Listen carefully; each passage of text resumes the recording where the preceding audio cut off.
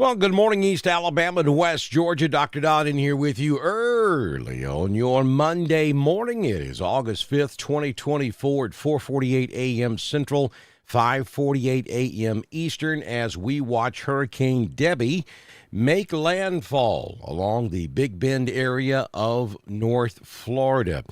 Good morning to you. Nice to have you with us this morning. We wanted to give you a live version of our primetime forecast this morning to kind of let you know what's going on with the hurricane and where the storm is going next and what kind of problems we expect over the next several days.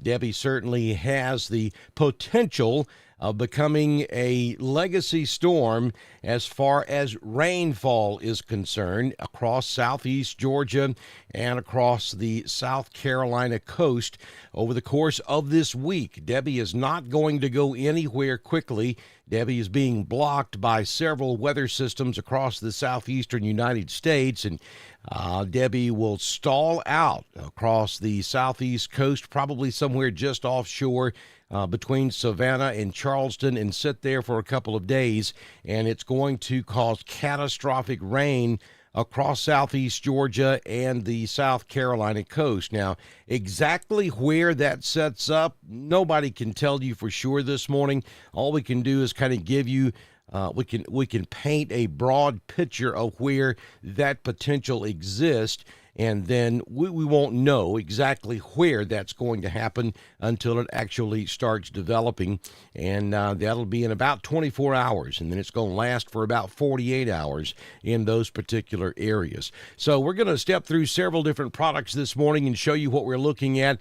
Right now you're looking at a live radar shot from the Southern Union State Community College Live Doppler HD radar showing Debby this morning making landfall. This is going to be out there on the coast south of Perry, Florida, and the outer edge of the eye wall is currently touching the banks, and you can see it right there. So landfall is in the process of taking place due west of Cross City, up there to the northwest of Horseshoe Beach. That's probably one of the bigger locations in this particular area. We'll zoom back out, and just to put it into perspective, this is going to be to the southeast of Tallahassee, Florida. If we run some numbers here for you, you'll see that the storm is about 69 miles southeast of Tallahassee, Florida. We are looking at about 69 miles southwest of Lake City, Florida. We're talking about approximately 76 miles to the west of Gainesville, Florida. The last one we're going to do here, about 92 miles west-northwest of Ocala, Florida. So landfall is in the process of taking place now as a Category 1 hurricane, and then you'll see the track there on the screen, the expected track of this storm. We're talking about continuing off to the northeast, coming awfully close to Live Oak, Florida, and then skirting right across southeast Georgia. Going to come close to Waycross, maybe just to the east of Valdosta, and then pretty close to Waycross between Brunswick and Jessup, just south of Hinesville, and then back out into the Atlantic in the area south of Tybee Island. So Tybee is going to be very close to this storm as it goes back out into the Atlantic. And then we think it will go offshore 50 or 60 miles and then just sit there for several days. And what that's going to do is continuously bring on rain showers into the Savannah area, Tybee Island area. The good thing that we can bring out of the updated forecast this morning is if it does indeed go offshore 50 or 60 miles and just sit there for a couple of days, that may put Savannah, Tybee Island on the west side of the storm, which would mean the onshore flow would actually be offshore, which would certainly help with the possibilities of flooding there in the Savannah area. And there's going to be a window of time where it's going to be just the reverse, where you're going to have what they call compound flooding, where you're going to have water piling up inland because the storm's pushing it back in the Savannah River, and then you're going to have the rainfall on top of that, and it's not going to have anywhere to go. But then if it does go back out into the open waters of the ocean, that's going to reverse. So you'll see the flow start from onshore to offshore, which will kind of push everything back out into the ocean, which would help with any flooding that's taking place in Savannah. We're talking that would start tonight and throughout most of the day on tomorrow. So we're just going to kind of have to wait and see. I'll be quite honest with you. After the storm gets up into South Georgia, we don't know exactly what's going to happen. The computer models have pegged it pretty good so far. But there's just all kind of possibilities once this thing makes landfall and pushes into the southeast Georgia coast. So if you have interest anywhere in East Georgia, and I'm talking all the way up to the North Carolina state line, South Carolina, North Carolina, of course, North Florida, and southeast Georgia, you want to pay very close attention to what's going on down there with the weather as we work through the next several days. All right, so there's the official forecast track making landfall now by 2 a.m. Tuesday. We're looking at a position somewhere near Waycross, Georgia by 2 p.m. Tuesday, right along the South Georgia coast, just south of Tybee Island, and then about 30, 40, maybe 50 miles out into the Atlantic by 2 a.m. Wednesday. 2 a.m. Thursday, it doesn't move much in about a 24-hour period. And then we start to see things pick up a little bit as we head toward Friday. And then by 2 a.m. Saturday morning up there in central North Carolina. So as you can see, this is going to be with the southeastern United States for a solid week or maybe even longer. So we're talking about catastrophic flooding in some locations. I think Charleston up to Myrtle Beach is probably in the serious bullseye right now. I'm talking life-threatening, catastrophic, biblical-type flooding, 500 to 1,000 year type flooding there in the Charleston area. Now that could extend all the way back down to Savannah, but right now, given the latest graphics we received this morning, Charleston, South Carolina is in the middle of the bullseye. And if you have any interest around Charleston, you got to get out from down there. This is not going to be a pretty situation. And what's scaring me is I'm afraid a lot of folks are not going to pay attention to this because we're not talking about a strong category type hurricane in Charleston. But what we are talking about is catastrophic flooding in Charleston. Water kills 75 to 80% of all lives lost in hurricanes is due to flooding. So you got to take this very seriously. We've always looked at hurricanes for the wind. We don't stop and think about the flooding that can take place. And I got to tell you, Charleston, South Carolina, you're not in a good place this morning. You got to prepare. And best advice is just to simply get out from down there. All right, let's walk through a couple of the other products for you this morning. There's the key messages. Potential historic heavy rainfall across southeast Georgia and the coastal plains of South Carolina through Saturday morning will likely result in areas of catastrophic flooding. Heavy rainfall will likely result in considerable flooding impacts from portions of central and northern Florida and across portions of central and northeast North Carolina through Saturday morning.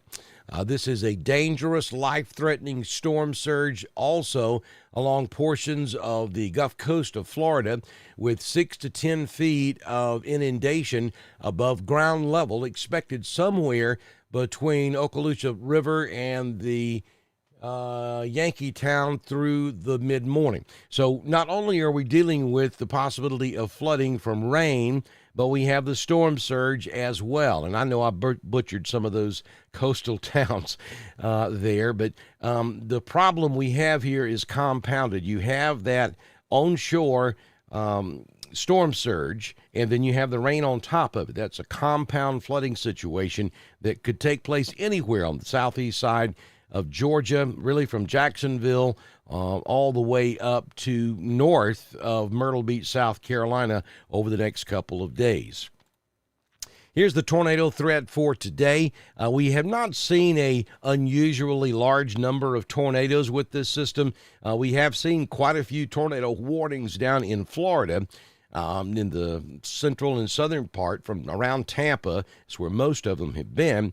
The tornado threat is there. It's always there with any type of landfalling hurricane, but it hasn't been extreme. But those areas you see in yellow there will stand the best chance of seeing severe thunderstorms and tornadoes as we go throughout the day. There's the rainfall potential, and this is updated from the last time we spoke last night, and you can see that dark red is right there between Charleston and Savannah. Actually, I have seen some graphics this morning that take 20 to 30 inches of rain right there around Charleston. Folks, it doesn't take but about 5 or 6 inches of rain to cause problems in Charleston if it comes all at one time. So when we're talking 20 to 30 inches of rain in the Charleston area, we've never seen anything like that before, so we know it's going to be bad. We just can't tell you how bad. The computer models are not painting a pretty picture for Charleston. You got to get out of that area if you are in the Charleston area this morning. And then here are all the national watches and warnings that are in place this morning. Of course, hurricane warnings there in the Big Bend area of Florida, watches outside of that. And then we have flash flood watches and warnings up into southeast Georgia and really all the way up into central South Carolina this morning as well. Pay attention to what your local emergency managers are telling you if you're in these areas. You have the National Weather Service office, the Hurricane Center, which gives you the overall picture. Then you have your local National Weather Service office that narrows that down to a county zone. And then you have your local emergency managers within each jurisdiction or each county within the path of the storm. That's where the rubber meets the road, is with your local emergency managers. If they are suggesting you evacuate, please listen to them and do so.